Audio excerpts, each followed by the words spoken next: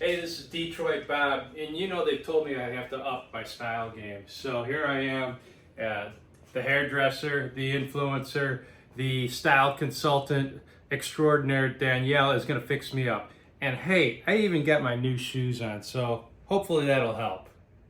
I think that's going to do it. All right, join me today on the podcast, Detroit Bob. We got Norm on, and it's going to be a great show. So we'll see you then. Hey, everybody, this is Detroit Bob, and we're back at the podcast, and we're calling this Detroit Bob the podcast. It's as simple as that. What's nice is we have these little coffee rooms here at Fluid. They've been gracious enough to let us use it, and this is going to be my first interview. So we got Norm Turner here with us. Just a little background, Norm's a professional photographer. We met sort of through the visual arts. We were both big photography fans. Right. And over the years, we bump into each other. We also found out we have we're big fans of baseball, but just recently we found out we're big fans of music, both of us. Norm, I told you about this project I was doing. Right. And the first thing you did was send me a picture. Tell me about that. So when you said you were collecting 45s, it immediately came to my memory of a picture that my uncle took of me when I had to be 3 or 4, so it had to be 66, 67. Mm-hmm. And by the way, we're the same age, right? Yeah. Okay, so let's just get that on the record. But go ahead. I've been a music fanatic since I was old enough to hear music. My family listened to a lot of music, all the Motown sound. Mm-hmm. They used to play the records. They used to have little small house parties. So I was always a person who loved music. Yeah. And anytime I can listen to it, I would try. Mm-hmm. So as a kid, my mom bought me a little small record player that's in that photo. And I would just play the records, and I would play that thing until it broke.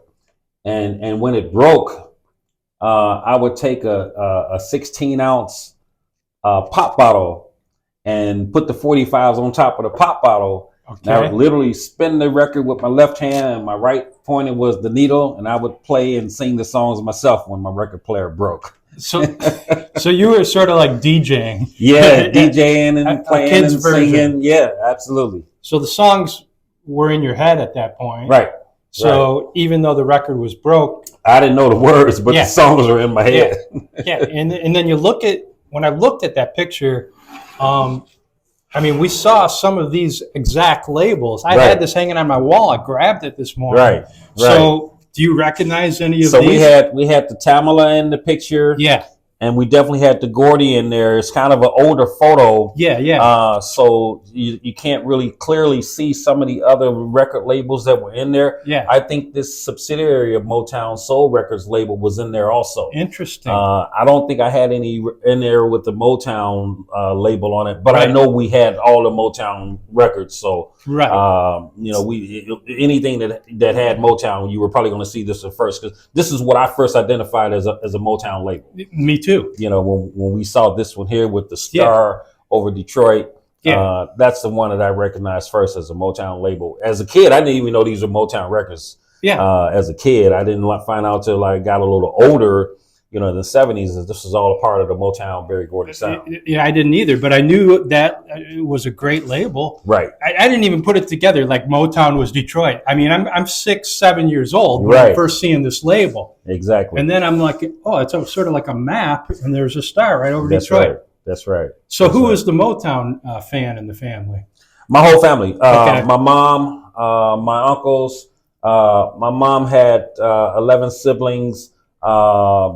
Some actually lived in Detroit at the time. Interesting. So we had a major Detroit connection. We went to Detroit probably twice a year for family functions and things like that. So been to Hitsville, USA on several occasions. Okay, so that, the question I like to ask my guests is like, so what did your childhood sound like? My childhood sounded like Diana Ross and the Supremes, Stevie Wonder. You pretty much name it. If it was back in the, Sam Cooke, Marvin Gaye, you name it from the '60s, and my house pretty much sounded that way. That's incredible. I think a lot of people don't realize that Motown, everybody was listening to Motown. That's right. Everybody. It didn't matter who it was. Everybody was playing Motown music.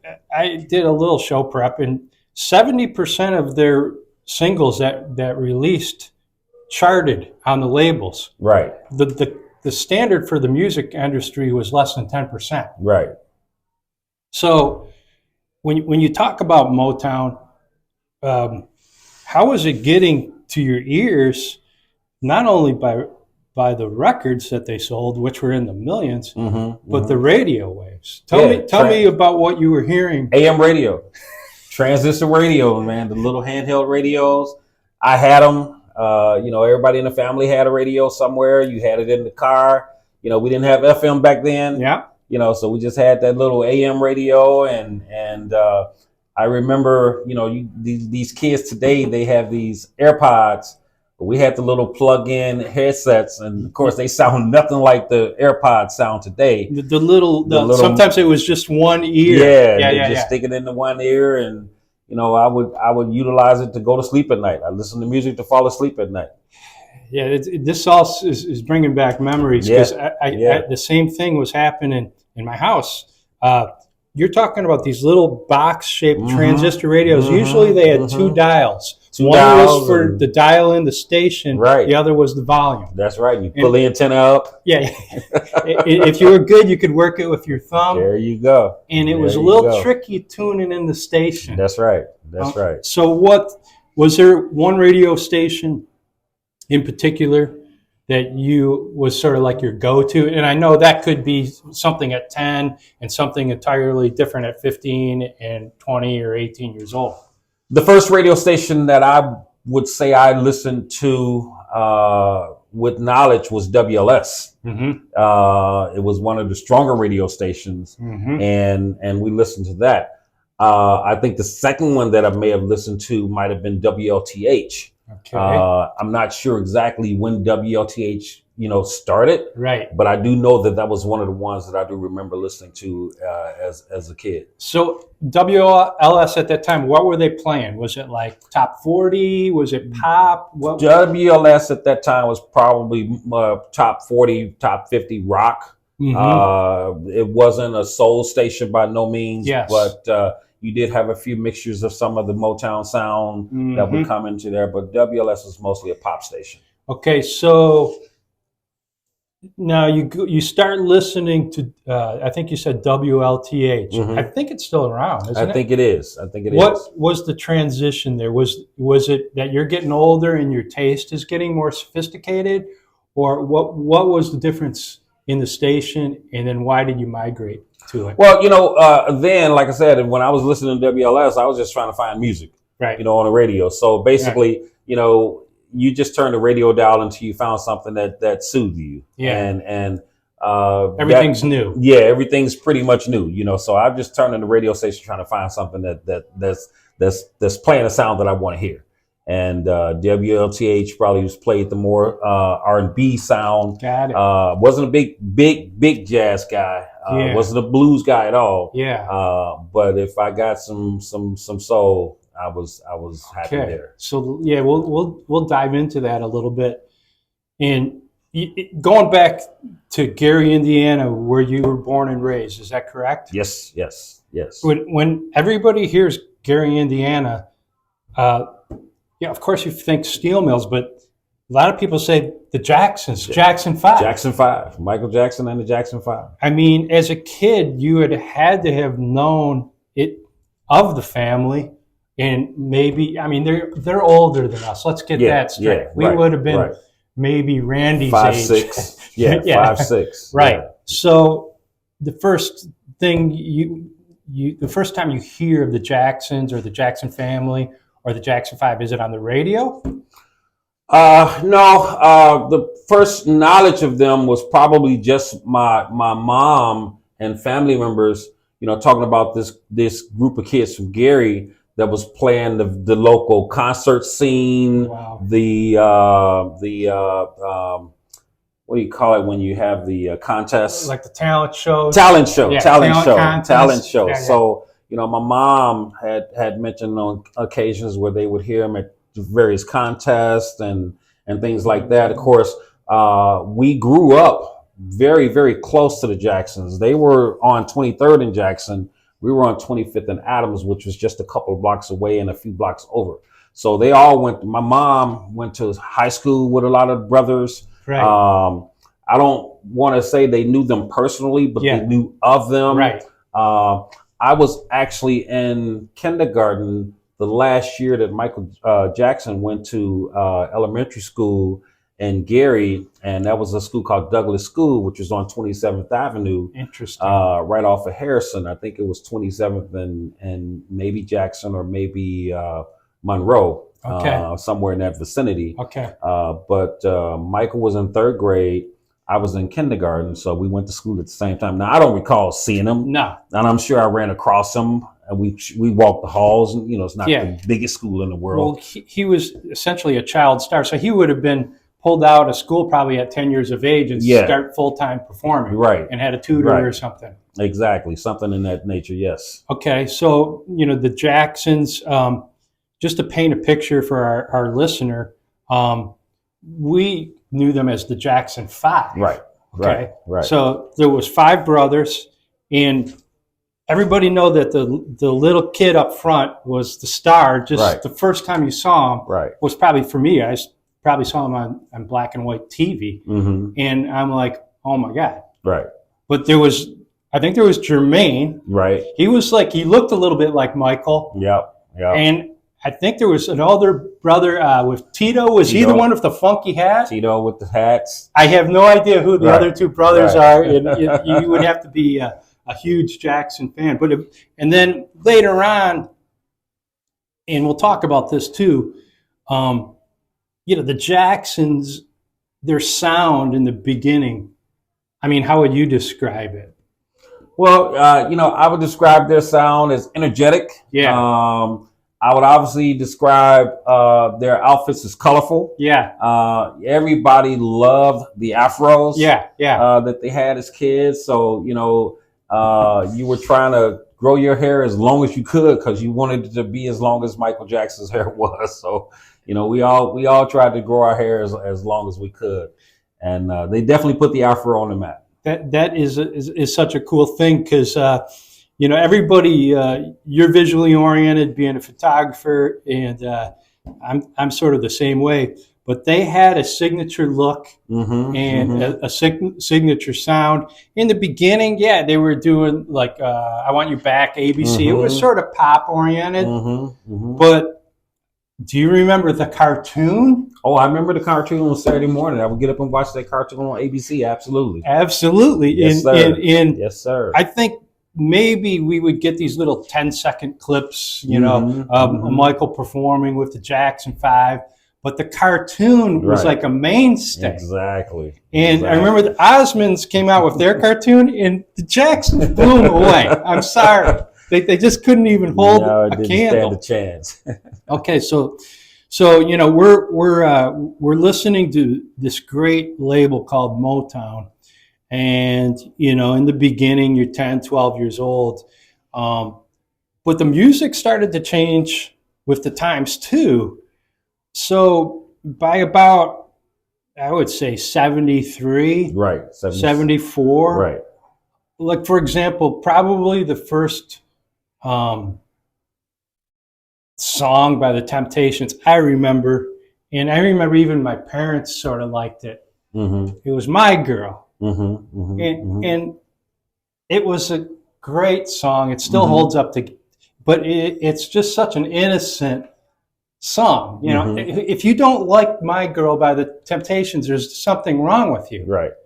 But by 73, 74, they're singing like songs like Ball of Confusion and Papa Was a Rolling Stone. Right. And you and I lived through that era and that transition. Right.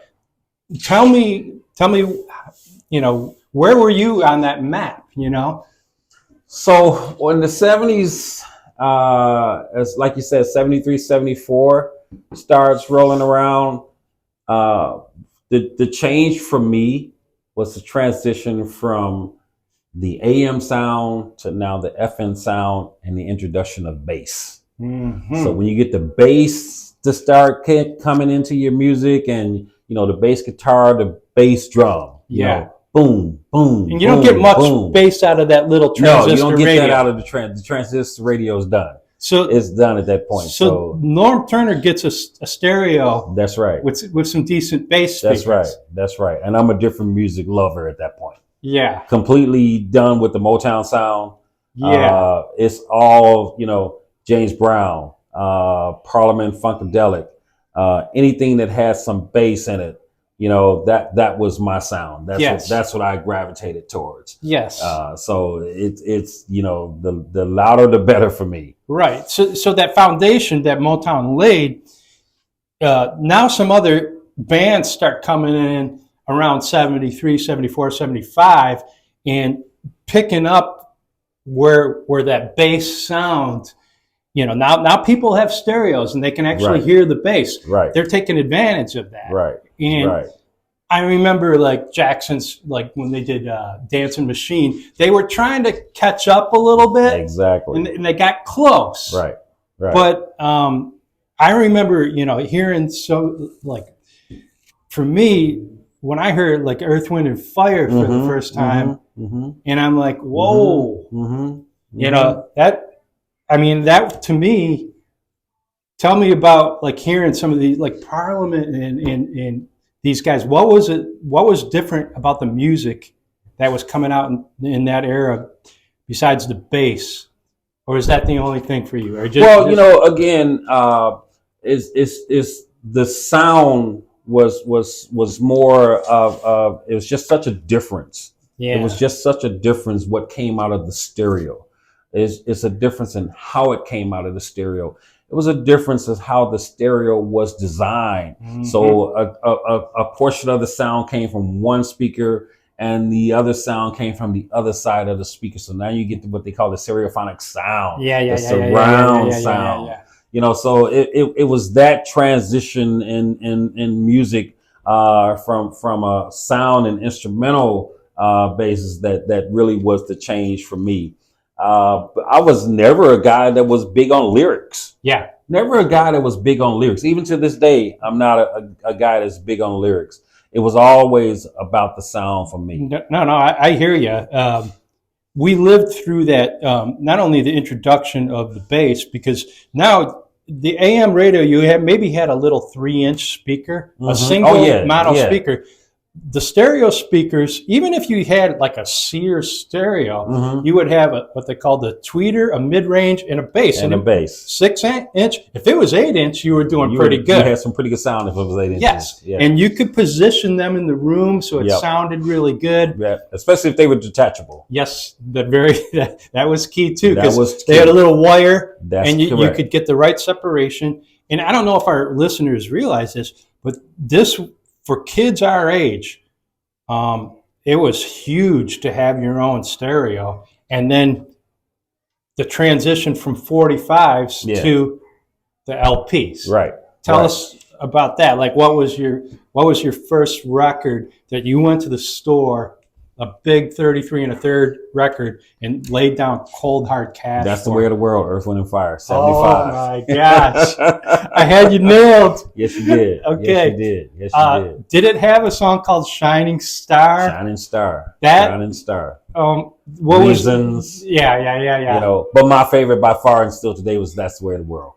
Yeah, it is a great song. Mm-hmm. Reasons, I forgot about that. That's the way of the world. Mm-hmm. So. Is it fair to say when Earth, Wind, and Fire comes out, everybody just sort of forgets about the Jacksons for a while? Well, there were so many groups that were coming out. Like you mentioned before, bands were just popping up all over the place. Once the sound of music changed and we got to introduce the introduction of the bass sound. Yeah. Where you can actually hear it. Yeah. You're not just seeing it on TV. You can actually hear the bass sound. Yeah. Now, so. the Jacksons did hit the Jackson 5 did kind of hit a period where, the boys are getting older. Yeah. So how do we want to transition the boys now? Do we want to transition them into a more adult sound? Right. Or do we want to try to hold on to that young sound as long as we can? So they kind of got caught up a little bit to where, they were transitioning. So, we don't have time to wait. So there's other music out there. So you pick up on other music and you follow other bands, and James Brown is huge. Yeah. How about Ohio Players? Absolutely. You remember the bass line with that song Fire? Mm-hmm. I mean that whole song was built around that bass line. And I remember turning that one up. Right.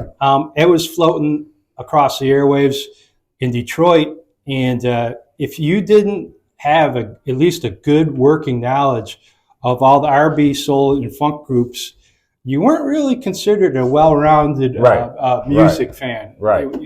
And I think you nailed it with the bass. Okay, so interesting. We start getting into more sophisticated music. The bands are really using the technology, the stereo systems to really get this expanded deep bass groove into our ears and over the airwaves. And all of a sudden in 79, I think it was, Michael Jackson, I think he hooked up with Quincy Jones for this album. Right. And it's not the Thriller album. Right. It's the one before. Off the Wall. Right. Okay. So 79, you and I are probably seniors. So getting up on senior year. Right. And all of a sudden, PYT, I think, was on it. Got to get started something. I mean, you were like, oh, this is... Don't stop till you get enough. Don't stop till you get enough. And I'm like, oh, this is not just bubble gum. Right. It's some pretty sophisticated pop. I would still call it pop, sort of R&B pop. Yep. But did you turn into like a full-blown disco guy? Are you like wearing gold medallions and going out to, because there was a backlash in Detroit against like the disco scene. Yeah. Donna Summer. Okay. I actually really like Donna Summer. Yeah. But a lot of people say, oh, that's disco. Yeah. And it became like, oh, that's just disco. That's not rock and roll, that's disco. Right. And then some idiot DJ blew up 5,000 disco records in some kind of protest. Right. And it was stupid, okay? Right. At Sox Park. Yeah, it was a Sox Tigers game.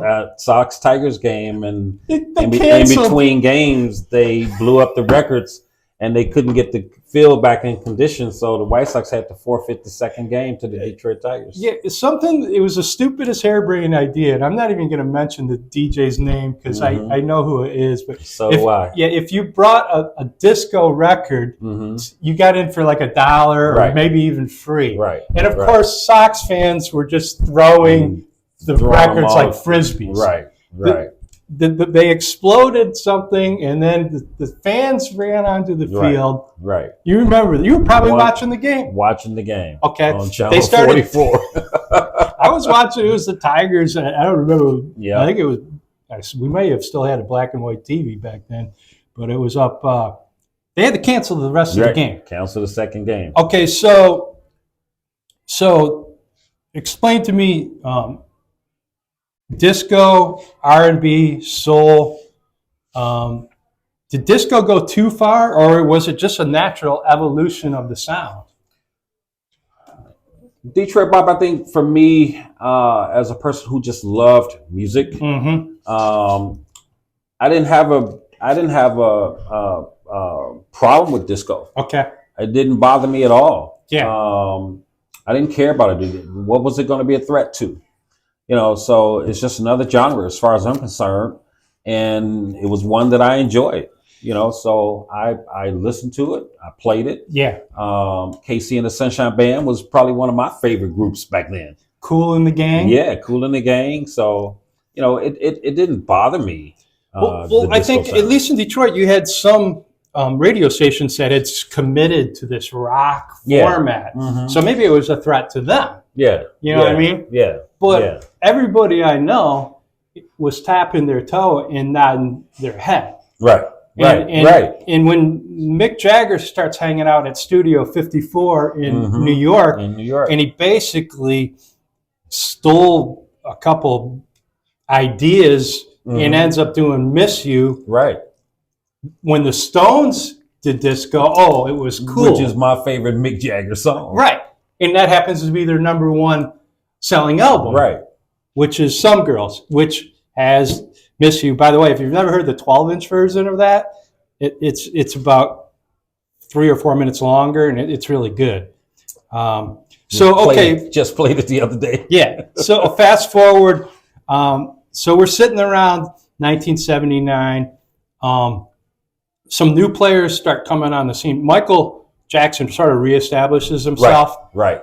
And 79, all of a sudden, it's not on my radar yet, but there's some guys sort of like Lionel Richie starts coming into the scene. Mm-hmm. I would call him more pop, but the Commodores had a definite cool, so he was coming from a cool group. And then this guy, I go to college, right? My roommate pulls out a record by a guy named Rick James. And everybody knows the song Super Freak, but I think the record was called Street Life, or was that another song on the album? I can remember the cover because I'm visually oriented.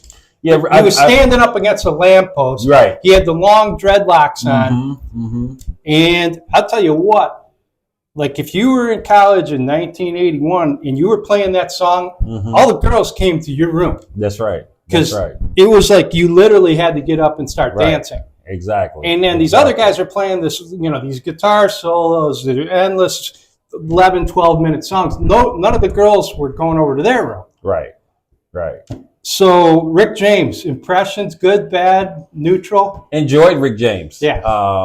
I was 17, 18 when Rick James first came out. I was not a connoisseur of smoking weed, so yeah. I didn't even know what Mary Jane meant. Yeah. When Mary Jane came out, I didn't know what Mary Jane meant.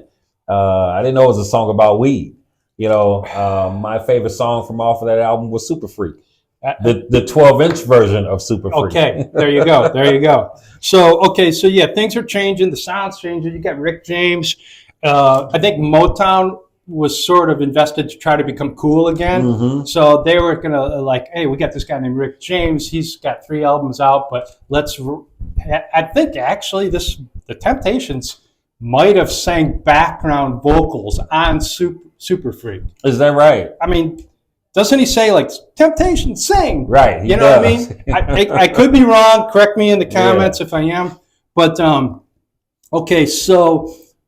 I'm learning. I got these roommates, right, and they're schooling Detroit Bob on some R&B and some soul stuff.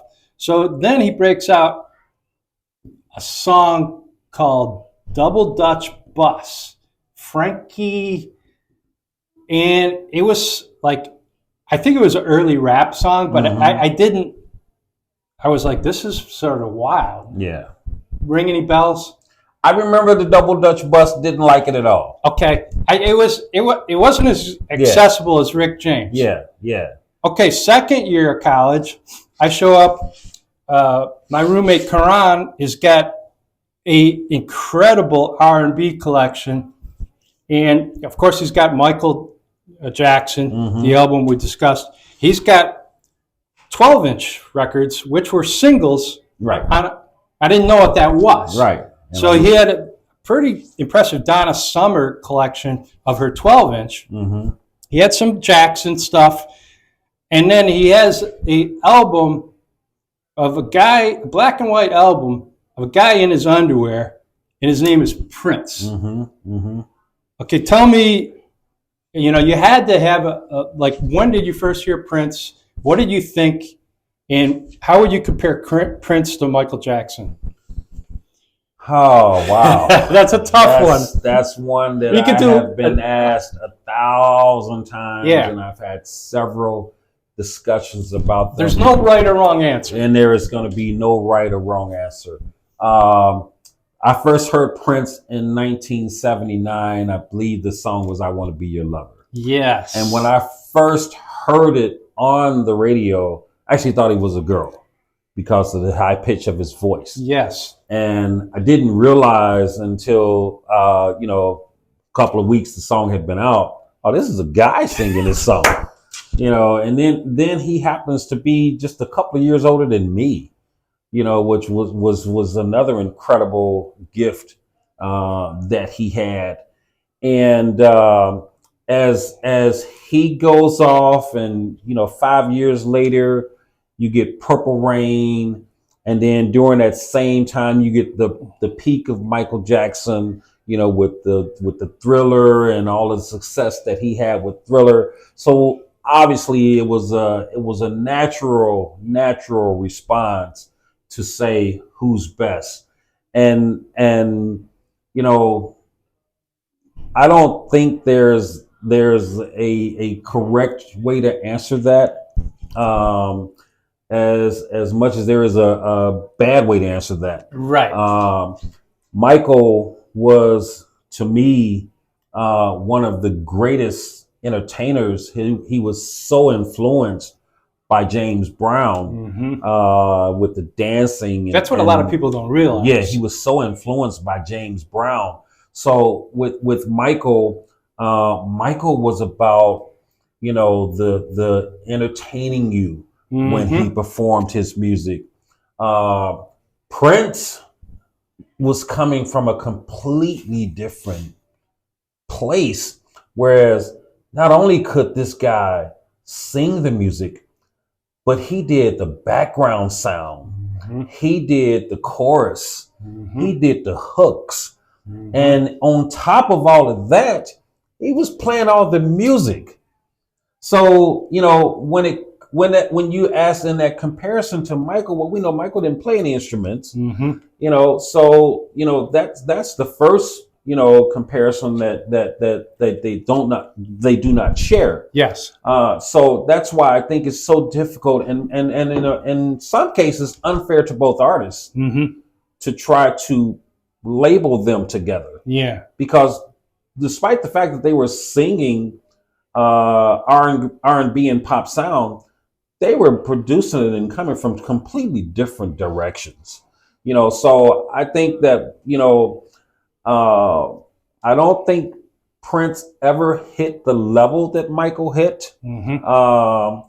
But to say that, he didn't have a peak that a lot of artists would love to have, is, it's crazy, insane, to say that. Yeah. Prince was phenomenal. Yeah. And over the years, when you look at the number of songs that he was producing, when you look at the type of music that he was producing and the sound that he produced, songs he's writing for other people, when the guy unfortunately died in 2016, he has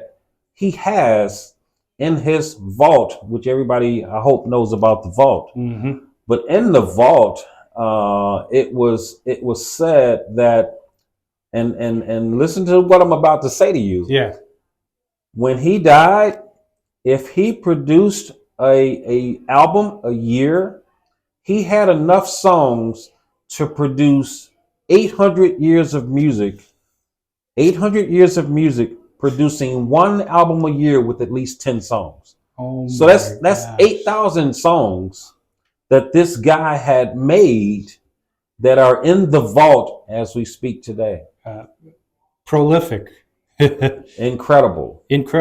So that's the genius of Prince. Yeah. Because this is a guy that would just, on a plane ride from New York to California, would probably produce an album, if not a song, if not an album, on that one flight. Yes.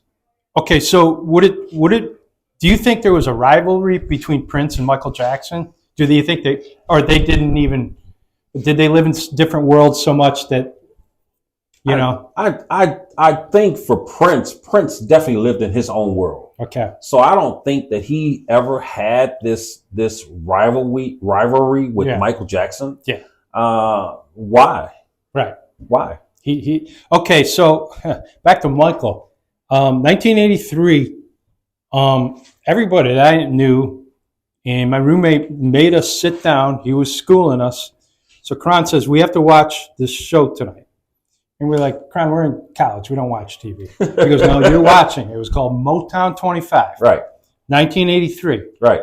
I'm thinking, you know, okay, this is Temptations. They're going to sing My Girl. Right. And you're going to march out the Four Tops and the Supremes. And at that point, I wasn't into that type of music that much. They go, it's all about Michael Jackson tonight. Right. Michael Jackson hits the stage.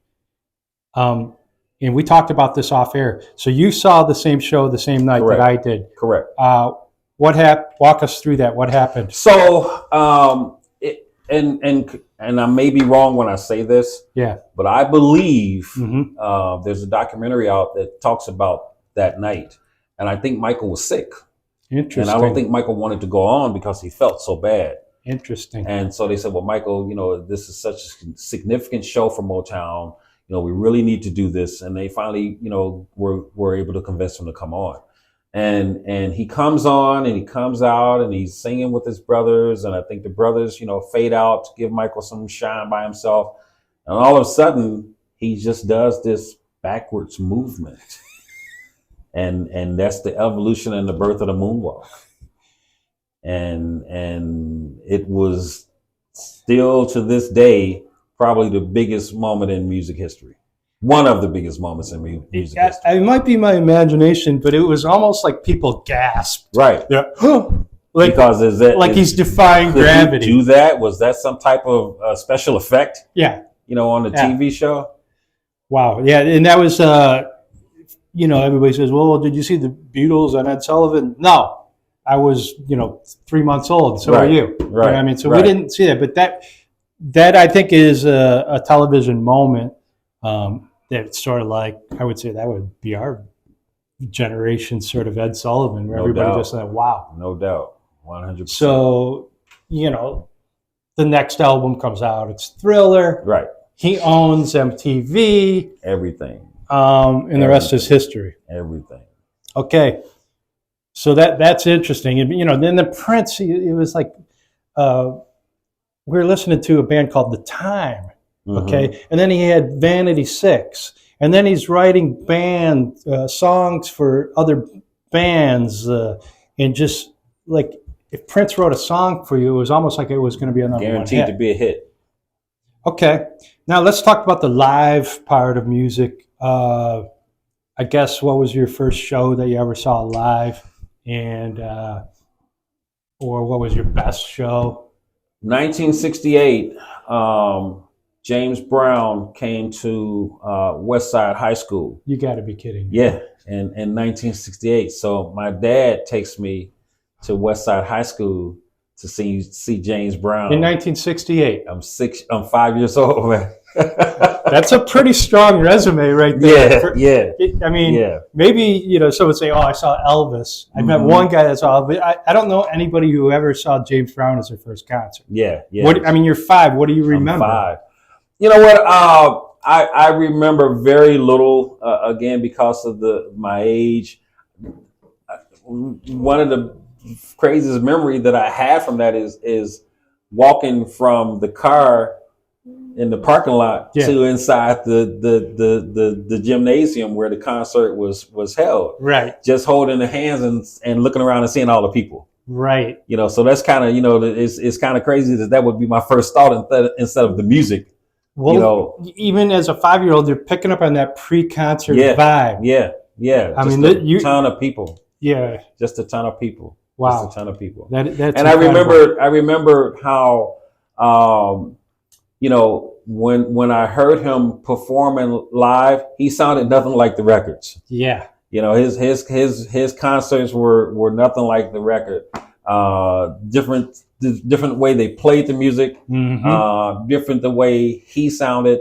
You know, James Brown was probably one of the most rehearsed people that in music history, and he went through a regimen that if it didn't go from, if the I's wasn't dotted and the T's weren't crossed, somebody was getting fired. I heard he was pretty hard on his band. He was hard on his band. Yeah, he would dock them if they made a mistake.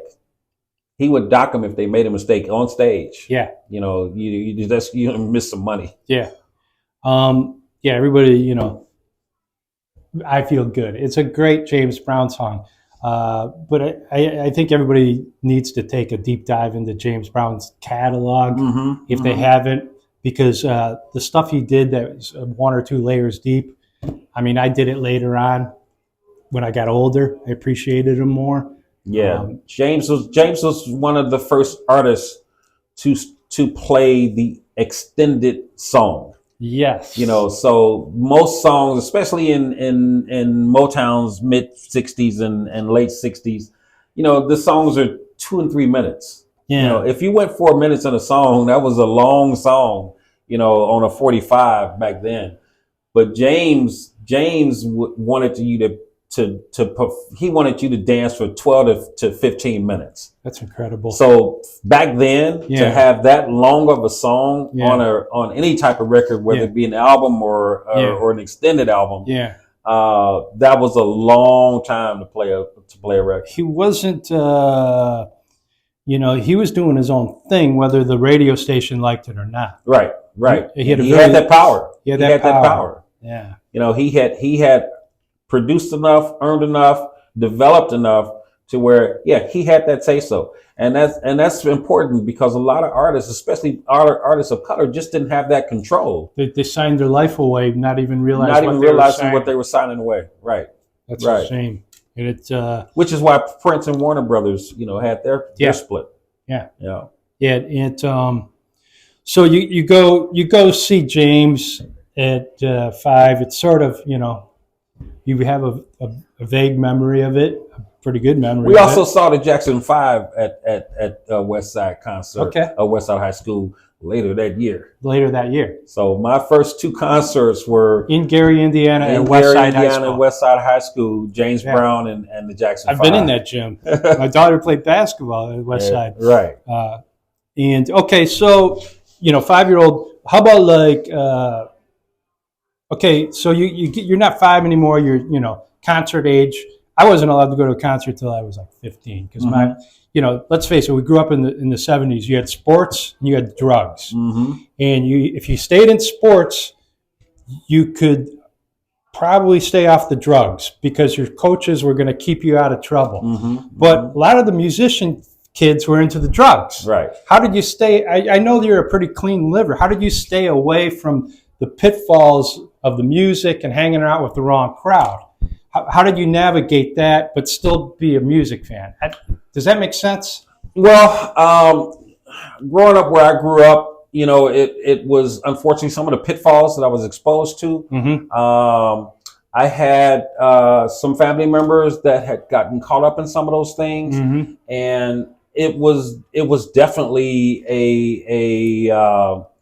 a place that I never wanted to go.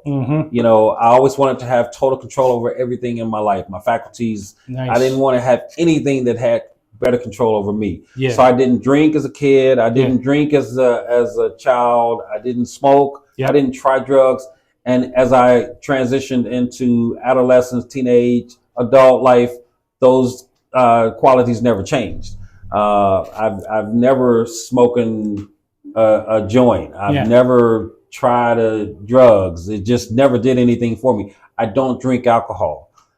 It just never did anything for me. I always felt like, you know, I love life and I want to be in control of it. I like that. I had the respect of the neighborhood kids because of me sticking to my convictions and not being influenced by my peers. Nice. Because as a kid, it was easy to be influenced and do what the other kids did.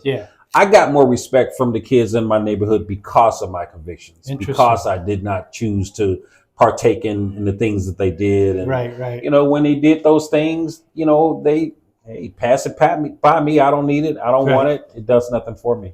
Yeah, that's good. I know in Detroit, a lot of the kids in the neighborhood were trying all these things, and all of a sudden you read about some kid in the paper overdosing. Right. And you're like, I used to play with that kid. Yeah. You know what I mean? Yeah. And he lives across the street from Right. me. And I'm like, so a lot of people, the generation, don't realize like how hard it was for kids in those days to say no. Right. And right. stick to their convictions. And I think that's great for our listeners to hear that. And I wanted to bring that up. Okay, so we're probably 45 minutes in, but we could do this all day. Oh, yeah. So I'm going to take it in for a landing in a minute here. So, where are we at now? I got into vinyl. The show's called the RockMine. You can watch me chase down these rock and roll memories. It's sort of a nostalgia DJ thing. 498 you're looking for. DJ 498, which was a record label out of Gary, Indiana. By the time they had the Beatles, which was for 6 months, I think they had already moved to Chicago. So I think they started in Gary. Right. And it was like a little mini Motown, basically. But they had the Beatles for 6 months. So, yeah, I get lost in nostalgia a little bit. But where are we at now? So, I've gone as far as calling it a digital dystopia. Like, we don't even have a record that we have to download something on our phone. Right. And we're all addicted to our phone. Of course, this is going to be on your phone probably when you watch this. Right. Right. So where are we at now in terms of music? And what's the future? Oh, man. Another tough one to answer, right? Detroit Bob, I coming from a person who used to, buy records the Tuesday they came out. Right. Tuesday was their new record release day. Yep. So I was always trying to get the album. I was trying to get the 45, and I can remember the crates, the bins that I used to carry my albums in. Oh yeah. And then when we transitioned to the 8-track, and then we transitioned to the cassette. Yep. And then in the 90s we transitioned to the DVDs. The CDs. CDs. Yeah. I'm sorry. Yeah, CDs. I love the fact that right now every song, my favorite song is right here. Okay. I love it. Okay. I don't think that I will ever want to be a connoisseur of wax again. Got it. Because I love the idea of just, it's clean. Right. I'm not going to scratch it. Right. And I can pop it up and play it just like that. Well, if you remember when we met, which was probably 2001, 2002. Okay. And you walked into the photo club and I was trying to get you to use Fujifilm. Right. But this other guy on the other side of the room named Jesse Jocelyn was teaching you digital. Right. So there was a little bit of we met in that transition period. And I was a person who said I would never go to digital. I know. I was too. I was going to be a film guy because I wanted the purity of photography to come out of my heart. But again, there's no way I could pick up film today and shoot film today. No. And I'm going to make a confession here. I listen to XM radio, and it's like a radio station in the heavens. Right. You can drive from coast to coast in the United States. You don't have to change the dial. Right. And it's not going to static in or out. Yeah. So and in all these great songs, I hear them, I Shazam them, save them, and then I go find the 45. Right. So that's a nice little third act, I call it. Sure. I like Spotify. You can build a playlist. A lot of people use Pandora. What do you use digitally? I'm Apple. Okay. Apple Music. Okay. Apple Music. Yeah, you got Apple. Yeah. I would say Spotify, Pandora, and XM are probably the top four that people are listening to. Right. Right. How about your kid? What would he listen to? My son's Apple. Okay. He's Apple. Now, I do notice, like, my daughter's on Spotify, so I'm on Spotify. So she's always like, Dad, check this out. You can make play. She's showing me some of the tech stuff. Right. And I think both of us being parents can relate to that because let's face it, our kids are on the tech side better than we are. Right. If it weren't for my son, I probably still had CDs right now. Hey, vinyl outsold CDs the last 2 years. Isn't that incredible? All right, I think we better wrap it up. I think the podcast room is going to be taken. Norm, thanks for coming on. Detroit Bob, thank you for having me. And I think it's been a great episode. This will probably air later today. So about every 3 weeks, we'll do this long form. I call it a podcast, but we're not doing it live quite yet. And we probably made some factual errors. Type in the comments and correct us. All of us are prone to, having our opinion and making a mistake. But I think the essence of it is out there, that people still love music. There's a future to music. Norm and I are still listening to great music, and it all started right here, right there, with those labels. Right there. All right. Very good, Norm. Thanks. All right.